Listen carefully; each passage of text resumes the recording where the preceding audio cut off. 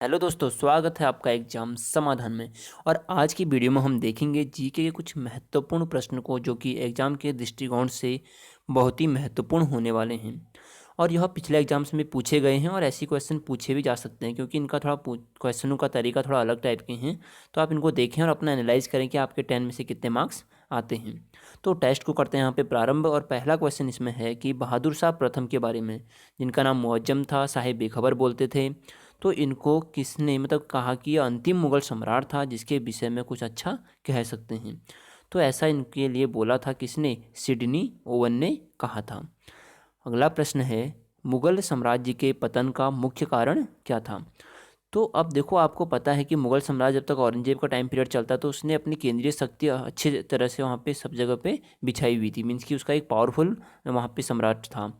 पर जैसे ही औरंगजेब का यहाँ पे मृत्यु होती है उसके बाद उनका जो नेक्स्ट जनरेशन आती है तो उनमें उत्तराधिकारी का युद्ध और कोई भी मतलब संगठन नहीं है, है ना।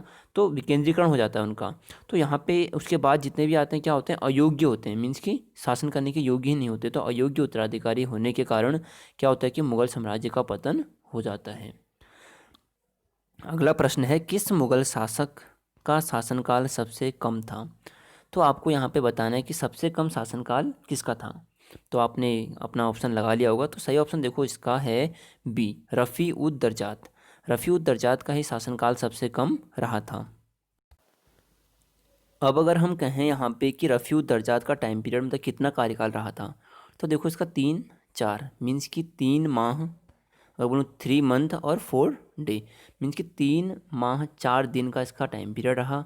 और बोला जाए कब से कब रहा, तो 28 फरवरी से 4 जून 1719, मीन्स कि 1719 तक इसका टाइम पीरियड रहा था। क्योंकि हमको पता है 1703 में औरंगजेब की मृत्यु हुई थी, उसके बाद आता है मुअज्जम बहादुर शाह, देन उसके बाद यहाँ पे हमारा जो आता है ये 1719 में, मीन्स कि इसकी मृत्यु होती है। तो अब इसकी मृत्यु होती कैसे है?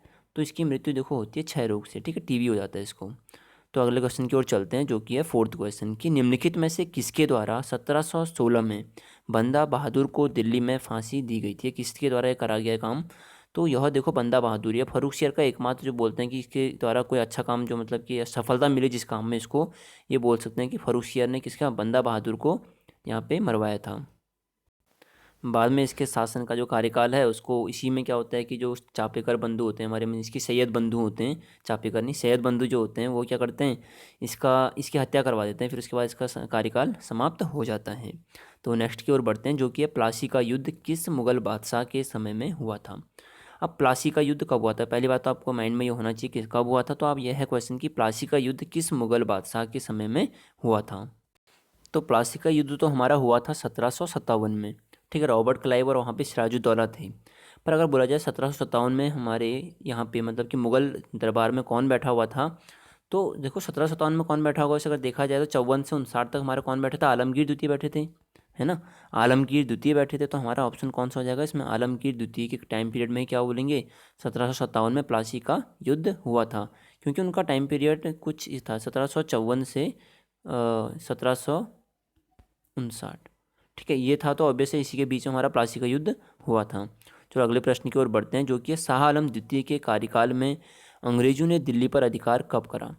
तो दिल्ली पर अंग्रेजों का अधिकार या फिर अंग्रेजों ने दिल्ली पर अधिकार कब करा अगर बोलें, पहली बात तो देखो एक पहला पॉइंट हमें क्या मिला कि शाह आलम द्वितीय के कार्यकाल में, इट्स मीन कि शाह आलम द्वितीय के कार्यकाल में अंग्रेजों ने दिल्ली पर अधिकार किया। अब क्वेश्चन ये आता है कि कब करा, तो यह करा था देखो सी 1803 में अंग्रेजों ने दिल्ली पर अधिकार कर लिया था। और उसके बाद अगर मैं बोलूँ इनके बारे में एक महत्वपूर्ण पॉइंट कि प्रथम मुगल बादशाह जो अंग्रेजों का पेंशनर बना था तो कौन था? शाह आलम द्वितीय ही था। चलो अगले प्रश्न की ओर बढ़ते हैं कि अंतिम मुगल सम्राट बहादुर शाह था, ठीक है, हमें पता है कि बहादुर शाह था। तो इनके पिता का नाम क्या था? तो देखो आप सबको पता है कि इनसे पहले हमारे कौन थे? अकबर द्वितीय थे, जो कि अंग्रेजों के संरक्षण में बनने वाले पहले नवाब या पहले सम्राट थे। तो अब अंतिम अगर बहादुर शाह जफ़र हैं तो उनके पिता का नाम क्या होगा? ऑब्वियस है, उनके पिता का नाम अकबर शाह द्वितीय होगा, है ना। तो अगले क्वेश्चन की ओर बढ़ते हैं कि निम्नलिखित में से कौन हैदराबाद के स्वतंत्र राज्य का संस्थापक था? तो हैदराबाद राज्य का जो संस्थापक था वह था चिनकिलीज खां। चिनकिलीज खां ही हैदराबाद राज्य के स्वतंत्र राज्य का संस्थापक कौन था? चिनकिलीज खां ही इसका आंसर होगा। अगले क्वेश्चन की ओर चलते हैं कि भारत में पुर्तगालियों या पुर्तगाली शक्ति का वास्तविक संस्थापक कौन था? तो वास्तविक संस्थापक इसका था देखो दोस्तों बी ऑप्शन की अल्बुर्क।